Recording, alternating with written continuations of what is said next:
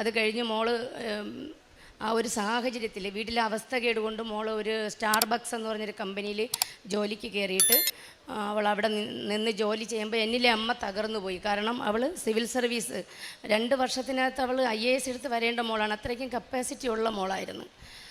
പക്ഷേ അവൾ പതറിയില്ല. അവൾ ആ ജോലിയിൽ നിന്നുകൊണ്ട് ഞങ്ങളെ വീട്, ഹസ്ബൻഡ് ഓട്ടോ ഓടിച്ചിട്ടാണ് ഞങ്ങൾ കഴിയുന്നത്. അപ്പം എനിക്ക് ജോലി ഉണ്ടായിരുന്നു. എനിക്ക് 50,000-ന് പുറത്ത് കമ്മീഷൻ കിട്ടുന്ന ഈ ജോലികളെല്ലാം ഞാൻ ഉപേക്ഷിച്ച് മരണത്തിന് മാത്രം ആശ്രയിച്ച് ഇനി മരണം മാത്രമേ ഉള്ളൂ. 3-4 പ്രാവശ്യം അതിന് ശ്രമിച്ചു. നാലാമത്തെ അറ്റംപ്റ്റിൽ നിന്നും മക്കളെ തിരിച്ച് രക്ഷിച്ച് കൊണ്ടുവന്നിട്ട് പറഞ്ഞ് നഷ്ടപ്പെട്ടതെല്ലാം പൊയ്ക്കോട്ടെ, ഞങ്ങൾക്ക് അമ്മ മാത്രം മതിയെന്ന് പറഞ്ഞ് അപ്പോഴത്തേക്ക് ഇളയ മോള് വീണ്ടും സ്വീഡനിലോട്ട് പോകാനായിട്ട്, എന്തായാലും സിവിൽ സർവീസിന് പോകത്തില്ല, സ്വീഡനിലോട്ട് പോകാനായിട്ട് അവൾ അപ്ലൈ ചെയ്യുന്നു. ആ സമയത്ത് വീണ്ടും ഞാൻ പതറി. കാരണം ഒരു പൈസയും ഇല്ല. ആ ഒരു പൈസയും ഇല്ലായിരിക്കുന്ന സമയത്ത് ഈ കുട്ടിക്ക് പോകാൻ പറ്റാതെ വന്നാൽ അത് നിരാശയാണല്ലോ.